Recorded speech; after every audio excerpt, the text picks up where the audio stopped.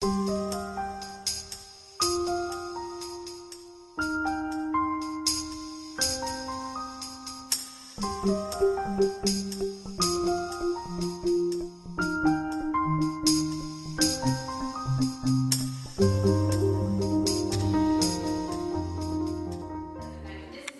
Salley, and he knows everything that's went on between, as you said, the North and the South Edison River in the last couple hundred years. So he's going to tell us all about it today. So we're just going to sit back and listen and learn some history.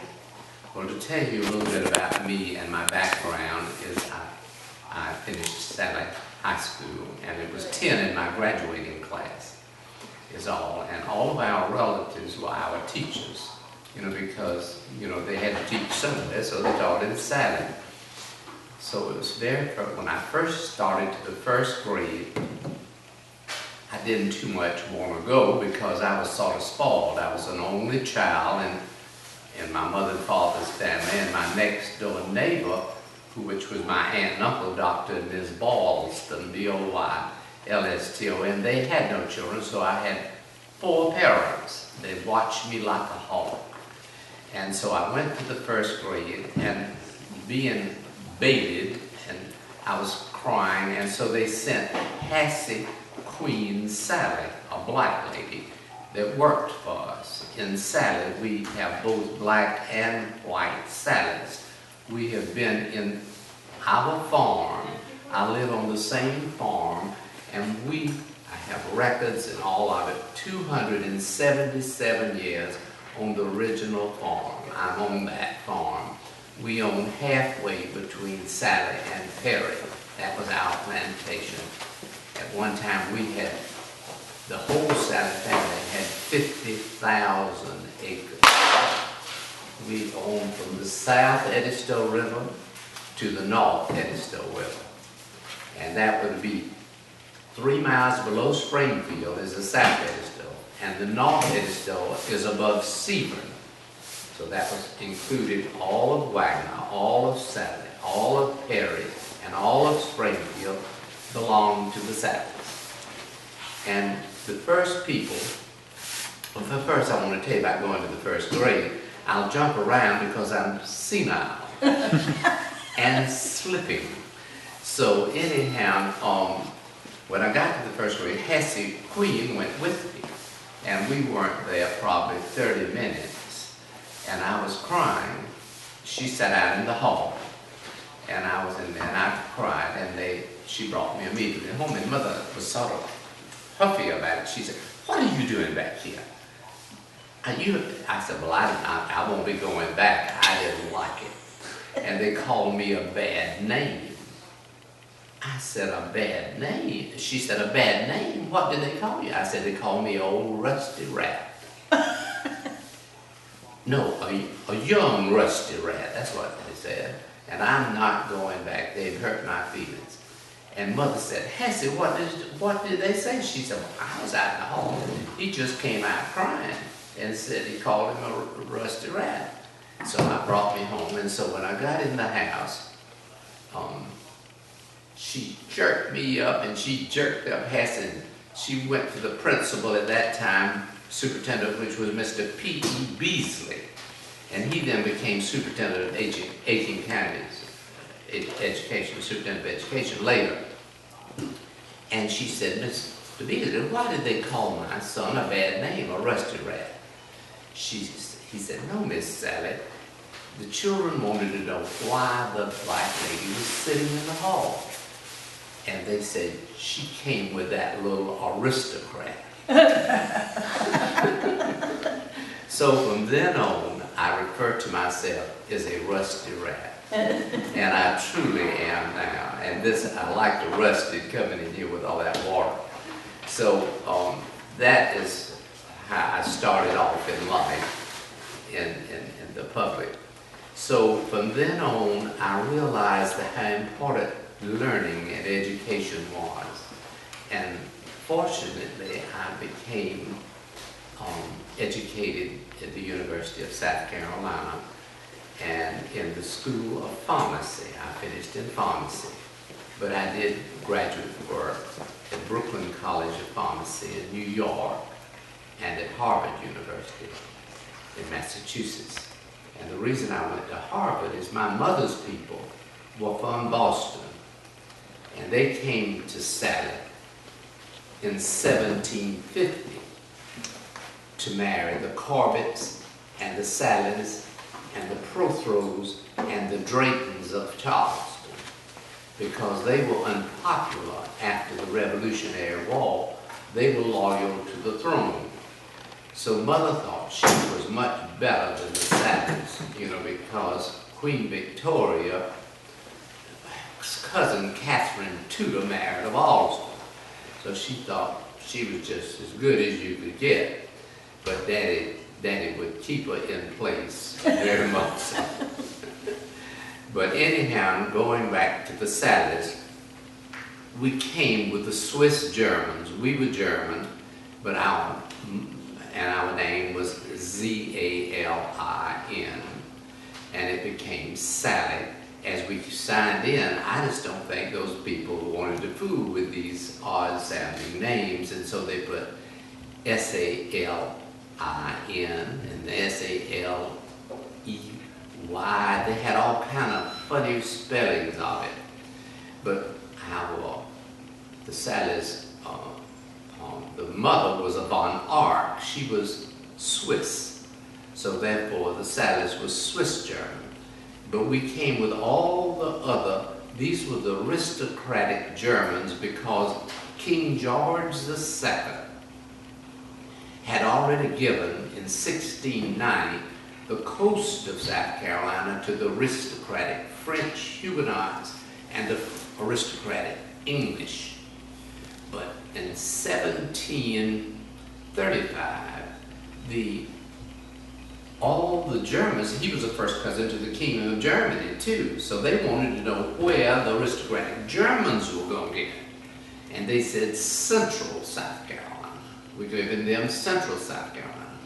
So therefore, that's why Salley is nearer the center of the state than Columbia. Because see, there was no such thing as Columbia when we came. It was not even in the world. So when we got here in 1735 with the land grant, we came with the Salleys and the Wanamakers and the Islers. All these were Germans. Giesenhammer, Rickenbacker, Schuler, Anabney, Wissenhunt, and many more. Did I say? All of the different Swiss Germans, Ziegler and Siegler and Sturkey and Schuler and all these names. And so we was these Swiss Germans that came, and it was a foreign land to us. And when we got here, there were droving Indians. Droving meant like buffaloes drove and, driving. So they would follow a trail from the Savannah River, which now later became known as the Tory Trail, the Revolutionary Trail. But when it got to Kitchen's Mill, it became the Sardis Road. And the Sardis Road traveled from Kitchen's Mill through Salley. And that's why the black church is the first Baptist church in Salley. It's called the Sardis Baptist Church. But it used to face the other way. But with the main highway from, I can remember when they paved the first highway in front of Mom and Daddy's house on 394. I remember it was a dirt road coming up Johntown Hill. But I'm old as Methuselah too. So anyhow, this Sardis Road continued on through the Salley property all the way to Charleston. And these Indians intermarried, and they also became traders, very much traders, but they liked to work when they stayed in certain areas, and land had been cleaned and cleared, a lot of it, by them, particularly the place on the Dr. Ballston Road. You've heard of that. That was my uncle. The Dr. Ballston Road, that was the Ballston. The Ballstons, well, I can't get into that. Let me stay with the Salleys. I'm getting so confused. So the Salleys decided they would be friendly, and the Indians were not evil or bad. They were nice people and good people and smart. And they started trading in Charleston because those rich French aristocrats wanted furs for their buggies and their bodies, you know, because it would get cold. And two, they did that, and then they would get boats and cross over that river to Augusta, you know, that area too. And they intermarried with those Indians. They're married with the Cherokee. They're married with the Seminoles. So there was all these different tribes by them traveling intermarried. Isn't that unusual?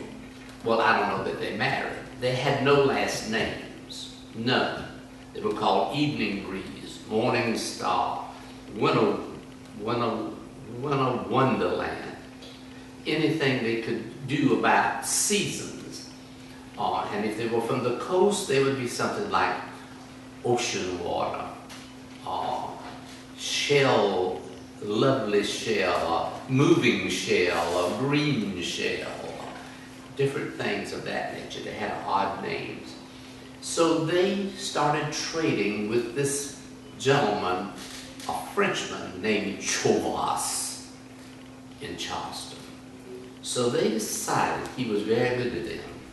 And they got all their furs to him, and they were proud to get them. So that was the very first Indian last name in our area, and it became Chavis. And it's spelled 22 different ways. C-H-A-V-I-S, C-H-A-V-I-O-U-S, C-H-A-V-E-S, C-H-A-V-I-S, C-H-A-V-I-E-O-U-S, C-H-A-V-E-I-O-U-S. And they just moved those vowels all around because they didn't know how to spell well. So that became the name in our area. And anybody that has any Indian blood in our area goes back to that name, whether you want to or whether you don't want to. I have that book about the Chavises, you know, where they started from the Indians. That's right. And Archie and them was in That's the right. book. So anybody that is connected with, has any Indian blood. Now there are three, you have to think of this too. You know, if a white person had a child by a Negro person or a black person, and a Negro, that is the proper name for their race, Negro. And but we now speak of them as Afro-Americans or black. It's nothing derogatory, the word Negro. You follow me? All right. If you, a white person, married a black person, their descendants, you know the proper name? They're called mulatto. Mulatto. That would mean, and the lighter you were, the more you would bring money in the time of slavery. You follow me? And that slavery started way back in the 1700s. And we had a lot of blacks to work for us, and we owned a lot of slaves. And they took our names, those that didn't have the. Now, if a black married an Indian and a white, if you have all three, the proper name, now the Melungeon, that's not a derogatory name. If you have all three races in you, white, Indian, and black, which we have some, their proper name is Melungeon. Not mulatto, but Melungeon. All right, so you understand those terminologies. All right, now, if the white married an Indian, there was not a proper name for that because they were still considered white. Indians, you know, we learned a little song when we were in Sunday school. Y'all might not know it. Red and yellow, black and white, They are precious in his sight. Jesus loves the little children of the world. To him we have no color. But he described that to us in singing, because we should not look at, you look at, my daddy said, there's such things as sorry people, and they're all the same. It doesn't matter what color they are. If they're sorry, they're sorry. If they're good, they're good. It doesn't matter what color they are. So my father didn't see color at all, and I was brought up that way too, not to look at that. Look to see those people drive to do well. You know, that's what our purpose is in life. And he told me this little story when I was young about that every day, if we love the Lord, and if you don't, I suggest you get his address. You understand? I suggest that. I didn't say to get it. I suggest that. But anyhow, he way back, way back, over 2,000 years ago, he decided he would destroy, probably 4,000 years ago, 5,000, I don't know. He would destroy the world by water. I thought he was starting over again today. But he caused the great flood. And why it was a flood is the world was covered with a band of water. And so when he decided, he told Noah, he chose a man of God, and he said, now build this ark. And he told him the specifications. And he said, when the time is near, I'll send the animals to you, and the reptiles, and everything will come. And then you must preach and work to make that happen and save the world from, so we can start over. And so he followed him, but they didn't pay Noah any attention. So we are all descendants of Shem, Ham, and Japheth. All of us, black and yellow, red and white. So we all are kin. So why can we look at somebody else and say, ooh. But anyhow, so here we start. So then he told Noah to try to get them on, but they wouldn't. So they all perished, but his family and the animals. And so Daddy told me, if I never remembered anything else, and I'm sharing this with you, so please tell this lady, because she probably needs it too. I think she needs it. And you need it, and you for sure, and me for sure, and all y'all. Am I pointing at anybody? See, when you point at anybody, you point at yourself. But he said, that word A-R-K stands for an act of random kindness. And that's why I'm here today. I'm arcing for you 1, 2, 3, 4, 5, 6, 7, 8 sorry, good for nothing things, because we are nothing. We are absolutely nothing. And that counts me to 8. It is 1, 2, 3, 4, 5, 6, 7, 8, 9, 10. So we are nothing without JC. All right, so I made all that clear to you. So that's why I'm arcing for you today. And your job is to arc too. You doing good, you do work, and you doing work for humanity, and you doing work for humanity, and you do, and we do, and you do, and all of us do, but we can do more. And by arcing for each other and for everything, we'll make this world a beautiful place. All right, now going back to those sorry Sabbaths. They came and they worked hard. We continued. You could get free land. All you would walk around in a day or plow around or whatever you did. from 1735 to 1785, and I have both original land grants. We got 50,000 acres. We continued, so that's why we had so much. And in this area right here, the very first people to come to Wagner, South Carolina, well, I know Wagner, it was called Johntown. Johntown, and the Battle of Johntown at the foot, Johntown Creek in Salley was the Battle of the Revolution, which we'll tell you about that. But there was no Wagner. No, it was called Gunnerville.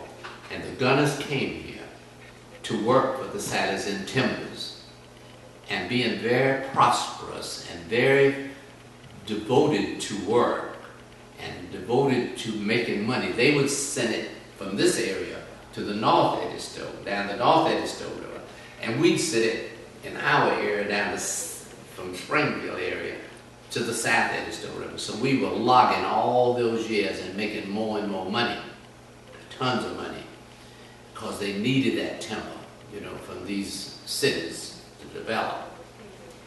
All right, so it became known as Gunnerville. All right, that would have been, the gunners probably got here in about 1760, and Gunther was German, Gunther. So they were Germans too, but they came on the next big crowd to come. But they knew this settlement was German, and that's where they wanted to be. You follow me? And then they bought lands. Mr. Lister Gunner had thousands of acres. You know, he had the drugstore on the corner up here. Do y'all remember that? Yeah, I do. All right, so they were fine people. But we're all just the same. We're all made of ticky-tack. Did you ever see that on television? We're all just the same. Nobody's any better than anybody else. So I always like to know that, because I can love you easier knowing that you are sorry like me. You understand? All right, so now we've gotten up to the settlements. So we built commodious homes in Salley because we had plenty of money and plenty of timber, and so we built fine houses. We had very good. But the very first people we married were the Corbetts, and they came from North Carolina in about 1750, about 30, we came in 35, or about 15 years later, and we married them. It's spelled C-O-R-B-I-T-T at that time, but now they're spelling it with the E and don't use the I, but they just changing it, you know, like, but they're the same breed of dogs. And just like the Sabbath. And so then the next group we married was another another German named Prothero, P-R-O-T-H-R-O, Prothero. And that was a very prominent old family too, German. And so now these three families were the first, those two were the first we married. And then about 1770, many families came, many families. But the Revolutionary War came, you know, the battle to free us from England. Well, see, the Ballstons were still up there,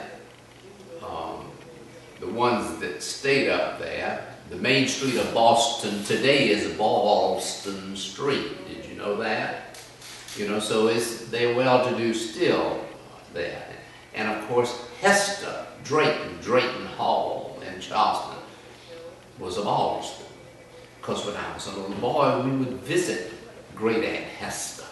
And they didn't have toilets in Drayton Hall. And I got home and I said, Mama, this was in probably I was born in 35, probably 1940 something. I said, why don't we help them get a bathroom? I said, sure, man. They could buy and sell us 1,000 times. So well, I didn't like sitting up out of the cold pot. So anyhow, that is part of life. You don't have to be pretentious or show out. It's what's in our hearts that counts to me. And this girl has helped me so much. I'll tell you about her. I know some secrets on her too. So anyhow, the Revolutionary War, we freed ourselves from England by fighting. And so the Battle of Johnstown, his name was Bloody Bill Cunningham. And Declaration of Independence was signed in 1776. He was still fighting in 1782 to throw over the Declaration. He wanted to just let it come. He was still mad. So he came and burned all the things at Salley, and he was fighting. And so they sent him 2 big shots in a militia from Orangeburg, Captain Watson and Captain Butler, and they were killed there. One lived long enough to get back to Orangeburg, and Sergeant Bardell was killed there. And he was buried there along the creek. And they left their dead and fled. But he caused all that trouble just to try to throw over. And they called him Bloody Bill Cunningham. All right, well, that was tough for our area. But we came back trucking. And so then, many times we built homes back. They got our first set of homes. All right, but we lived, and Captain Salley, they lived closest to where the monument is now, that set of Salleys. Ours was between Salley and Perry, and then the other set of, everybody in Perry married Salley. I mean, Mr. and Miss Sheila. Do you remember Miss Bernie Sheila that taught in Wagner all those years? Mr. Buck Sheila, all the Sheilas, their mother was a Salley. You ever heard of the Rishes? All the Rishes' mother was a Salley. Have you ever heard of the Brodies? Their mother was a Salley. Have you ever heard of the Sheila? I said Sheila. So all of Perry's mamas were Salleys. And then Mr. and Miss Elliot Salley lived between halfway. Their farm was the other half of where the Tools lived at. Guess who married the Salleys? The Tools. And everybody came and married us. I don't know why, except me. Nobody would ever have me. I started to buy a wife one time. They were selling them in Argentina. And she looked pretty good. I wrote her one time, and she visited me in Salley, and I thought, I can't be buying no woman. But anyhow, I don't think I could have hired anybody to have me. I was so cranky. So life is such that we have to work and continue to work, and our families did. So therefore, many old names like Fanning, Jeffco, Hutto. See, the Huttos married the Salleys.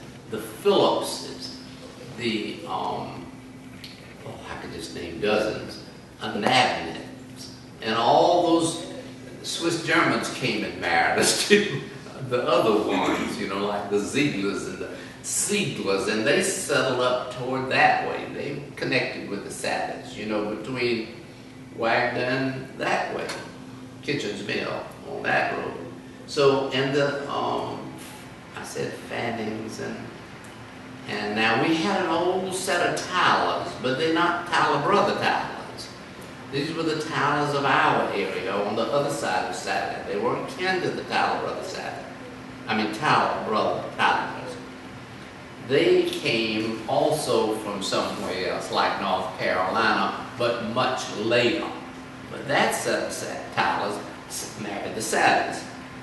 But this set of Salleys married Kay Salley. Kay Salley Tyler that ran the store and made them all the money. She was a genius. She knew that. She was a brilliant woman. She knew how to make money. So that's why the Tylers had money. We taught them how to make that money. Kay Tyler ran that store, kept all that money straight and all those books, and she taught her son Allison. And she beat it in his head. Well, she bought out Loman Tyler. You remember Mr. Loman? They moved to Aiken, and their crowd moved to Aiken.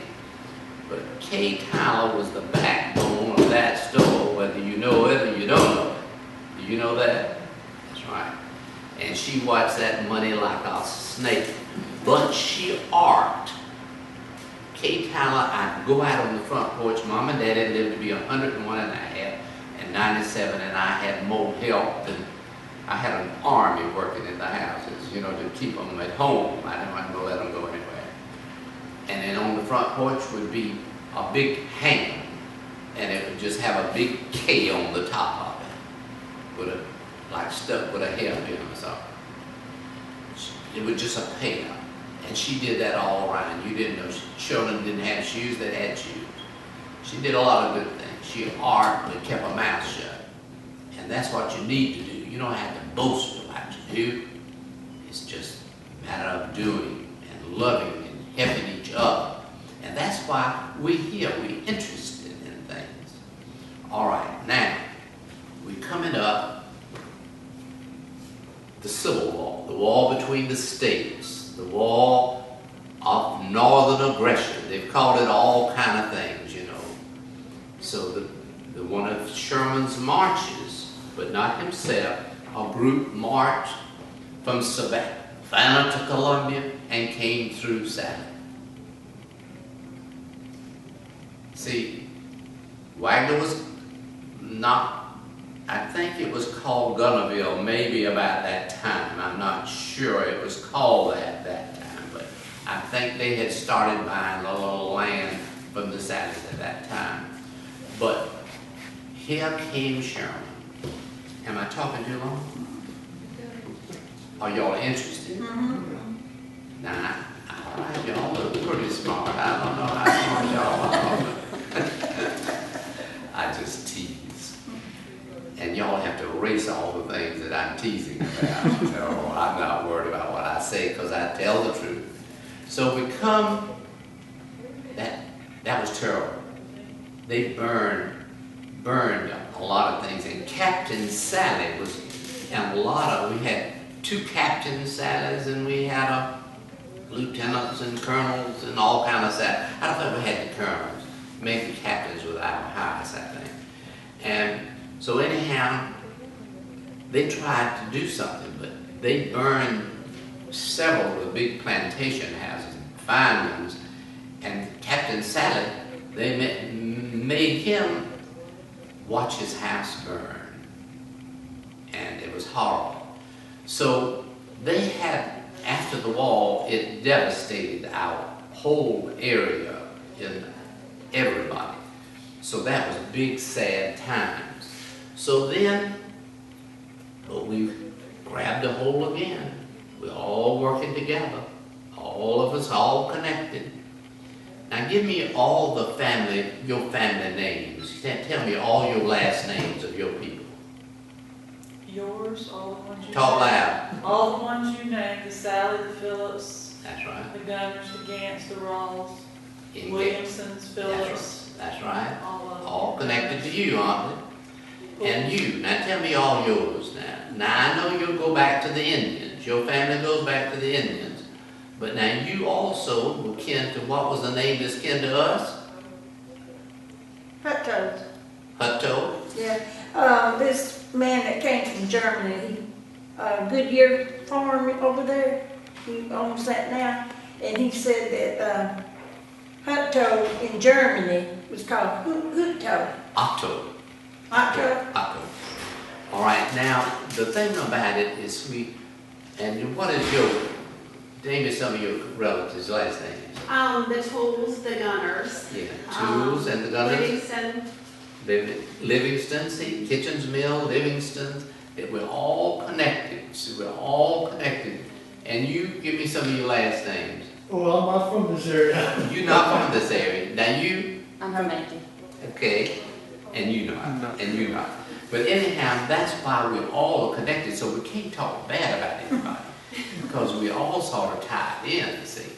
It was called inbreeding. We had nowhere else to go. So, anyhow, so now we've done about the Civil War, and we came through it, and we made it. But then the next big step was the railroad. Please excuse me, I can't cut this off because I'll call you back. Who is this? I don't know who it was. So anyhow, but I can't cut it off because sometimes I worry about leaving things. Help me, y'all help me remember where I was. The railroad. So Captain Salley was very prosperous, of course, and he and all the other Salleys had developed a chalk mine at Sebring. It's a big chalk mine. And they knew, they left me a message. I wish I were smart enough to understand telephones. But anyhow, they had the chalk mine up there. The Salleys owned a chalk mine at Sebring. So they decided milk of magnesia had been invented. Have you ever heard of milk of magnesia? It was an acid, but it needed fine grade of chalk. And of course, chalk was used in blackboards. Chalk was used in ladies bathed in, that had allergies, like they would sit in tubs of diluted milk of magnesia, and they would use it as mouthwash if they had fever blisters. So it was a wonderful invention. So this was going to be good for that. So they decided they were going to build a railroad. So Captain Salley got two partners from Charleston. He was the vice president of the Blackville-Alston Railroad Company. And the railroad connected at Blackville because the very first train in the world was from Charleston to Hamburg. Did y'all know that? In the whole world. That's right. From Charleston to Hamburg. And the train was called the Best Friend. Who was the president of that railroad? Do you know? Is it William Aiken? Y'all know? Is it William Aiken? William Aiken? A man who was... That one, Aiken, yeah. What? William Aiken. She's saying Aiken? Yes, Mr. William Aiken. Now he sits in the park there. I sat by him the other day. Y'all sat by him? So Mr. Aiken, but when they would try to go up that big, that's why that hole is so deep in Aiken, that train track, because they couldn't go uphill so well. So they had to excavate so much, you know. But when there were, sometimes they'd have to have mules to help pull the train on to get to Hamburg. So the first train was called, the train itself was the Best Friend. But this, Captain Salley asked Mr. Perry and Mr. Wagner from Charleston, who were vice presidents, to join him. So they named each station after themselves. We forgot John Bam. They named one after himself, Mr. Salley. Then they named Perry after Mr. Perry. And Wagner, they didn't say Gunnerville, forget that. They named it after the president, the vice president of the railroad. They wanted to get to that railroad. But then how Springfield got its name is because, and of course, the very famous old family in Blackville were the Blacks. You know, the Black last name was Black.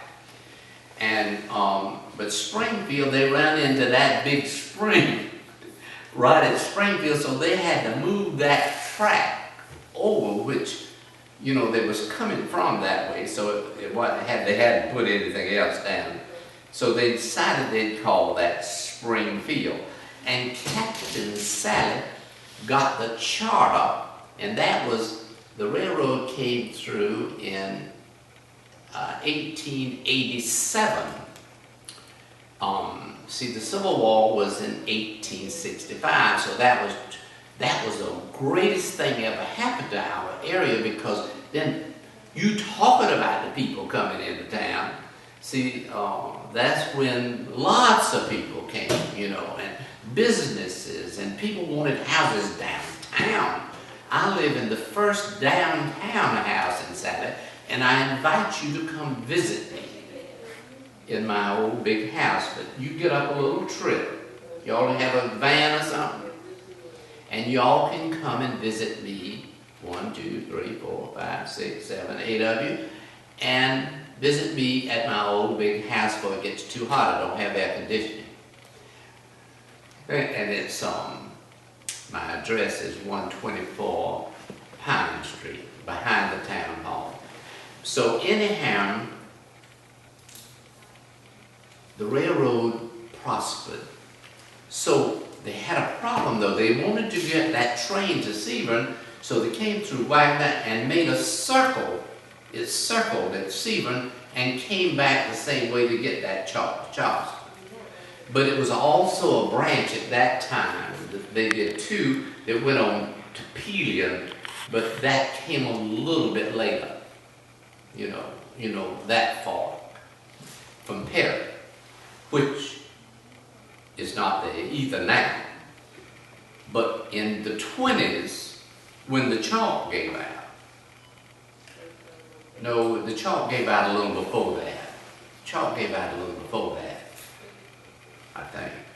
But they took up the tracks in Wagner in the 20s. You know the date? They were gone by 1933. The 33. town had bought, they already got that land, the park land. The town had already got the land by that time, so. But I mean, what about the rails? When did they take up the rails? Was it 29 or 28 or It seemed something? like it was the late 20s. Yeah. Yeah. And so anyhow, they decided it was so popular, they built a college at Severn, and it was called Edisto Academy. And Mr. Olin Salley, that wrote the history of the Salley family, met his wife there. And her name was Miss Rennie, oh gosh, I can't think of the last name. See, now that's when I cloud up. It's some kind of thing drops down between my eyeballs or something. MacDonald, Miss Rennie MacDonald. And they met each other, and they married later on, and when they finished Edisto Academy, Edisto College. Was it Academy or Edisto? Academy. And so anyhow, that puts us down to after the Civil War. And that's a good little background for y'all to know. And you know about now how we came about. And we are arcing together right on. And that's why we succeed in life, is to do that. Now, to tell you about me today, I just piddle.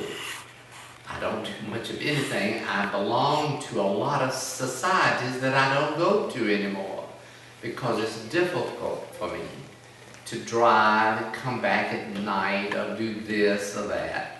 I belong to your society, which is called what? Aiken-Barnwell Genealogical Society. Talk loud, they can't hear you. Aiken-Barnwell Genealogical Society. Say that fast. That's right. And I belong to the Swiss-German Genealogical Society of Orangeburg, which is an extremely old society. And I was a charter member of that one, that you are, I think. And I'm a member of the French Huguenot Society of South Carolina, of Charleston it is. And that's the most prestigious society in America. And in 1750-something, Gavin Depew married a Salley. And so therefore I'm up snuff there. Now do you know what up snuff means? In the old days, people spoke of up snuff. They would sniff a little snuff, the aristocrats. And because Do you know why the Lord allowed us to sneeze? Does anybody know that? Do you know that? You none know? That's the only time our heart stops, is when we sneeze. So don't ever block a sneeze. You know how some people try to avoid this? No, to sneeze allows your heart to rest.